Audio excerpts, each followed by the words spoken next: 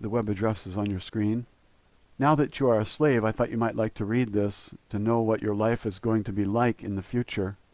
These slaves were from the era around 1850 in the United States of America, where torture is forbidden in the Constitution. But these people were not considered human beings. They were slaves, and so they were tortured anyway. You are also not a human being, and the government has authorized torture of American citizens who have not even been charged with a crime. Is that a reason to secede from the Union? Divorce the federal government? If you can't take a reading about torture, stop the video now. Some of the descriptions here are graphic, depicting inhuman acts performed on people against their will and without their consent, no different than today. The article starts out, "The life as a slave was very difficult. Here are some things that were in a slave's life. Regarding clothing, every year slaves usually received 2 linen shirts, 2 pairs of trousers, 1 jacket, 1 pair of socks, 1 pair of shoes, an overcoat, and a wool hat. That's better clothed than some Americans today." Food. Slaves usually received cornmeal salt herrings. I love herring. I love pickled herring. One of my favorite dishes. In addition, they received 8 pounds of pork or fish each month. Do Americans eat 8 pounds of pork or fish each month today? I think a third of them do not. They can't afford it. Housing. Well, building standards have changed, and so it doesn't matter too much how the slaves lived, but I'll read it anyway. Slaves' houses were usually wooden shacks with dirt floors, but sometimes houses were made of boards, nailed up, and cracks stuffed with rags. The beds were collected pieces of straw or grass and old rags, and 1 blanket for covering. A single room could have up to 12 people, men, women, and children. These conditions are found today. There are projects where people live in squalor, and it's all the government's fault. The government, who doesn't want people to become educated, doesn't want them to learn anything, doesn't want them to have free energy, which would free us from dependence on oil. It's a system designed for control and to keep people down, not allow them to prosper. Regarding childhood, when a slave was only 12 months old, his or her mother could be sold far away. Now the government is trying to break up families today, and they are taking children from their mothers and sometimes denying them access. This is an intentional attempt to break up the family. Continuing, when a slave was 4, they sometimes worked as a babysitter. When a slave was around the age of 5, they would run errands and carry water to the field slaves. At the age of 8, children would be expected to work on the plantation.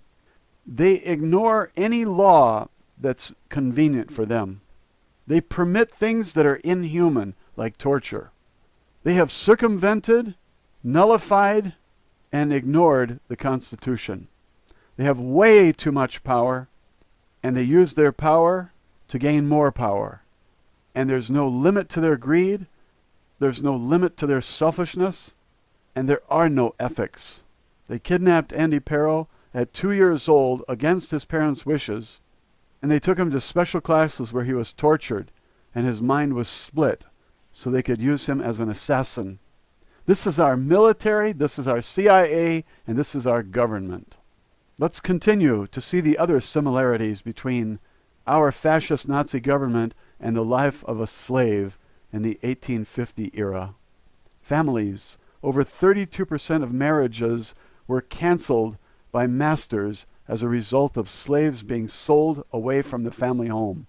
A slave husband could be parted from his wife and children from their mothers. Punishments. Slaves could be killed for murder, burglary, arson, and assault on a white person. Well, today the white person is the elite. The guys on Wall Street never get punched in the face. But the people of the pavement, the women who protest the theft of trillions of dollars, can get punched in the face by the New York Police Department anytime, and the police get away with it. This is slave versus white person. 99% versus 1%. The people versus the rulers and the thieves. Now listen to this statement. Plantation owners believed that severe discipline would make the slaves too scared to rebel. Now, do they keep us in a constant state of fear? In South Carolina, one slave owner would put nails in a barrel, sticking out on the inside of the barrel, then put a slave in it and roll him down a very long, steep hill. Another punishment slave owners used was to whip their slaves, or punch them in the face, or torture them while interrogating them and make them confess to crimes they didn't commit. Other slave owners in Virginia smoked their slaves. This involved whipping them and putting them into a tobacco smokehouse. Some other punishments were getting beaten with a chair, broom, tongs, shovel, shears, knife handles, the end of a woman's shoe, an oak club, a police baton. Regarding religion and education, one of the main reasons masters didn't want their slaves to become Christians involved the Bible. This was one reason why most plantation owners did what they could to stop their slaves from learning to read. Sound familiar? In the South, black people were not allowed to attend church services. Black people in the North were more likely to attend church services.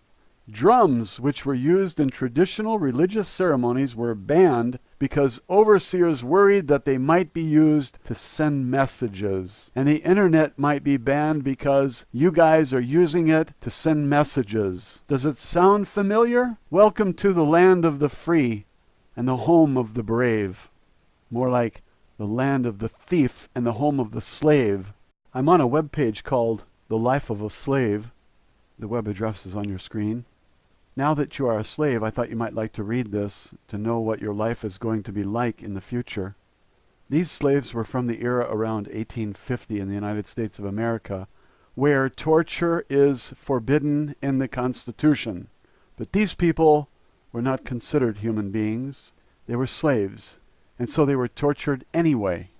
You are also not a human being, and the government has authorized torture of American citizens who have not even been charged with a crime.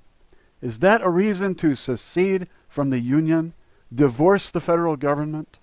If you can't take a reading about torture, stop the video now. Some of the descriptions here are graphic, depicting inhuman acts performed on people against their will and without their consent